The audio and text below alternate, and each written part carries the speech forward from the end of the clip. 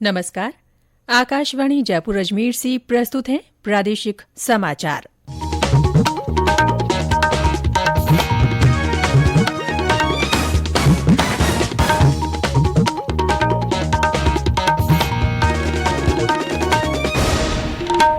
मुख्य समाचार। प्रधानमंत्री नरेंद्र मोदी आज हिमाचल प्रदेश में वंदे भारत एक्सप्रेस को झंडी दिखाकर रवाना करेंगे। कई परियोजनाओं की भी देंगे सौगात।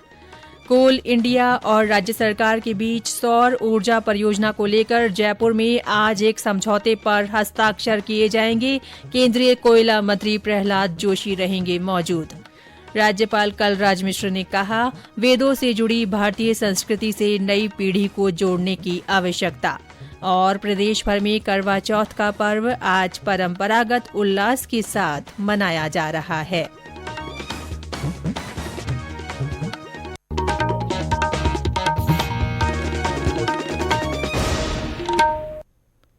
समाचारों के साथ मैं रितिका गुप्ता और अब समाचार विस्तार से। प्रधानमंत्री नरेंद्र मोदी आज हिमाचल प्रदेश जाएंगे। वे ऊना से नई दिल्ली के लिए वंदे भारत एक्सप्रेस को झंडी दिखाकर रवाना करेंगे। ये देश में परिचालित चौथी वंदे भारत रेलगाड़ी होगी। इससे हिमाचल में पर्यटन को बढ़ावा मिलेगा और यात्रा का आसान और तेज माध्यम उपलब्ध होगा। श्री मोदी ऊना के भारतीय सूचना प्रौद्योगिकी संस्थान का भी लोकार्पण करेंगे। इस संस्थान की आधारशिला प्रधानमंत्री मोदी ने 2017 में की थी। श्री मोदी चंबा में एक जनसभा को संबोधित करेंगे और 2 पन बिजली परियोजनाओं का शिलान्यास करेंगे। प्रधानमंत्री हिमाचल प्रदेश में प्रधानमंत्री ग्राम सड़क योजना के तीसरे चरण का भी शुभारंभ करेंगे। केंद्रीय मंत्रिमंडल ने रेल कर्मचारियों को वित्त वर्ष 2021-2022 के लिए उत्पादकता से जुड़े 78 दिन के बोनस भुगतान को मंजूरी दे दी है। मंत्रिमंडल की बैठक के बाद सूचना और प्रसारण मंत्री अनुराग सिंह ठाकुर ने संवाददाताओं को ये जानकारी दी।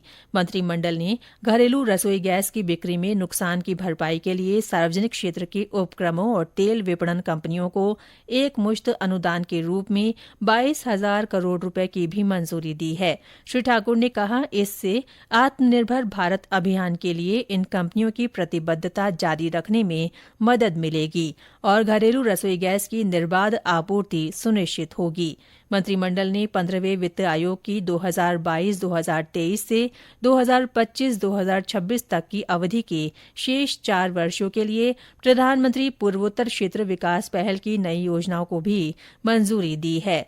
बहुराज्यीय सहकारी समिति संशोधन विधेयक 2022 के मसौदे को भी मंजूर किया गया है। श्री ठाकुर ने बताया कि इस निर्णय से बहुराज्यीय सहकारी समितियों की कार्यप्रणाली में सुधार होगा और पारदर्शिता तथा जवाबदेही बढ़ेगी।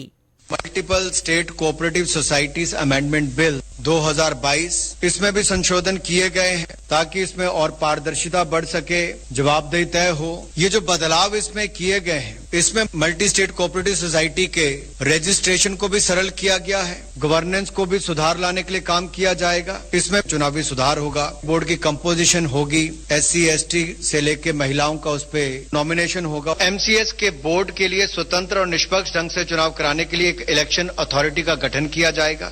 बोर्ड मीटिंग के लिए कम से कम 1/3 मेंबर्स का कोरम अनिवार्य होगा।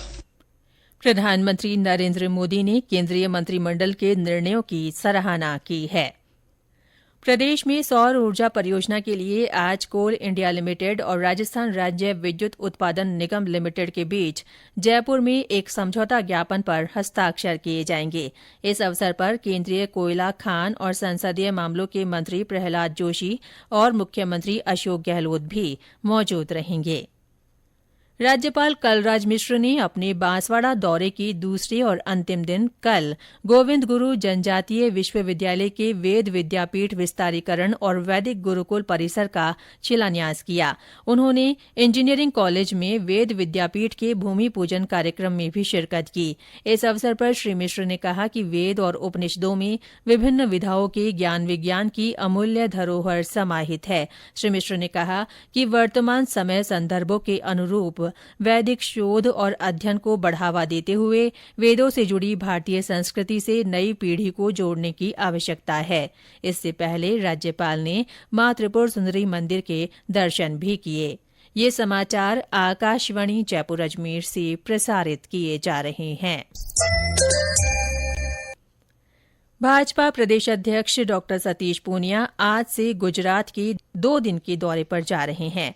वे आज प्रवासी राजस्थानियों द्वारा सूरत में आयोजित उपराष्ट्रपति जगदीप धनखड़ के अभिनंदन और दीपावली स्नेह मिलन कार्यक्रम में शामिल होंगे।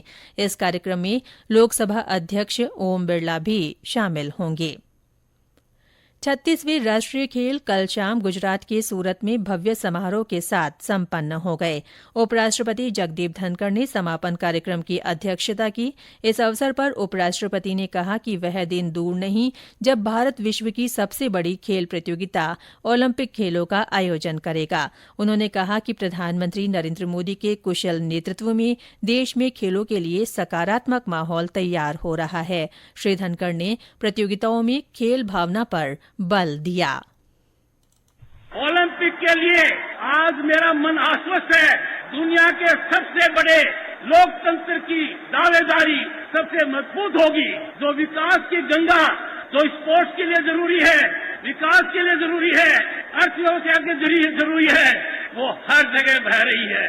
खेल के मामले में एक बहुत महत्वपूर्ण बात है, हार जीत निश्चित है, पर एक चीज की जीत है और वो जीत है स्पोर्ट्समैनशिप की। 61 स्वर्ण, 35 रजत और 32 कांस्य पदक सहित कुल 128 पदकों के साथ सेना राष्ट्रीय खेलों में पदक तालिका में शीर्ष पर रही। इन खेलों में राजस्थान ने 3 स्वर्ण, 3 रजत और 20 कांस्य पदक जीते हैं। राष्ट्रीय खेलों में 36 खेल प्रतियोगिताओं में 36 राज्यों और केंद्र शासित प्रदेशों के करीब 7,500 खिलाड़ियों ने भाग लिया। प्रदेश भर में आज करवा चौथ का पर्व परंपरागत उल्लास के साथ मनाया जा रहा है। आज महिलाएं और नवयुवतियां मेहंदी रचाकर और विशेष साजो श्रृंगार कर चौथ माता की पूजा अर्चना करेंगी। पति की लंबी उम्र और परिवार की खुशहाली की कामना के साथ महिलाएं पूरे दिन व्रत रखकर शाम को चांद के दर्शन कर व्रत खोलेंगी। करवा चौथ के अवसर पर सवाईमाधोपुर जिले में चौथ का बरवाड़ा स्थित चौथ माता के मंदिर में सुबह से ही श्रद्धालुओं के आने का तांता लगा हुआ है, जो शाम चंद्र दर्शन तक जारी रहेगा। ब्यौरा हमारे संवाददाता से। सुहाग की लंबी आयु की कामना और परिवार में खुशहाली को लेकर करवा चौथ का व्रत करने वाली नवयुवतियां और महिलाएं बड़ी संख्या में चौथ का बरवाड़ा स्थित चौथ माता के मंदिर में पहुंच रही हैं। गुलाबी सर्दी के बावजूद अल सुबह से ही माता के मंदिर में दर्शन और कथा सुनने का शुरू हुआ सिलसिला दिन चढ़ने के साथ ही बढ़ता जा रहा है, जो चंद्रोदय तक जारी रहेगा। रंग बिरंगे परिधानों में सजी महिलाएं गीत गाते और चौथ माता के जयकारे लगाते हुए दर्शनों के लिए कतारों में लगी हुई हैं। आज मंदिर को विशेष रूप से सजाया गया है। पुलिस प्रशासन और मंदिर ट्रस्ट की ओर से श्रद्धालुओं की सुरक्षा व्यवस्था के लिए भी माकूल इंतजाम किए गए हैं। सतीश वर्मा, आकाशवाणी समाचार, सवाईमाधोपुर। शिक्षा के क्षेत्र में प्रगति और विकास कार्यों के लिए उल्लेखनीय कार्य करने वाले 350 से अधिक दानदाताओं और प्रेरकों को शिक्षा मंत्री डॉ बी.डी. कल्ला ने कल जयपुर में आयोजित राज्य स्तरीय भामाशाह सम्मान समारोह में सम्मानित किया। समारोह को संबोधित करते हुए शिक्षा मंत्री ने सभी भामाशाहों का आभार व्यक्त किया। भीलवाड़ा में आज चिरंजीवी मैराथन दौड़ का आयोजन किया गया। मुख्यमंत्री चिरंजीवी स्वास्थ्य बीमा योजना के फायदों को आमजन तक पहुंचाने के उद्देश्य से ये दौड़ आयोजित की गई। चिरंजीवी मैराथन में विजेता प्रतिभागियों को जिला कलेक्टर ने प्रशस्ति पत्र और नकद पुरस्कार देकर प्रोत्साहित किया। प्रदेश में कल कोरोना संक्रमण के 55 नए मामले सामने आए। सर्वाधिक 10 नए मामले राजसमंद जिले में मिले। जयपुर और कोटा में 7-7 लोगों में संक्रमण की पुष्टि हुई।